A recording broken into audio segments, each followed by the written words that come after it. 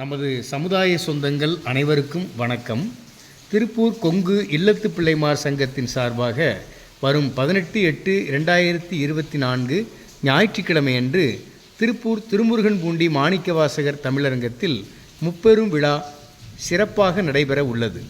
திருவிளக்கு பூஜை, மடாதிபதிகள், சிவாச்சாரியார்களின் ஆசீர்வாதம், சமுதாய பெரியோர்களின் வாழ்த்துரை, மணமாலை பதிவு மற்றும் நேர்காணல், பட்டிமன்றம், சமுதாயத்தினர் வழங்கும் கலை நிகழ்ச்சி என பல நிகழ்ச்சிகள் முப்பெரும் விழாவில் நடைபெற உள்ளதால் அனைவரும் கலந்து கொண்டு விழாவை சிறப்பிக்க வேண்டுகிறோம்.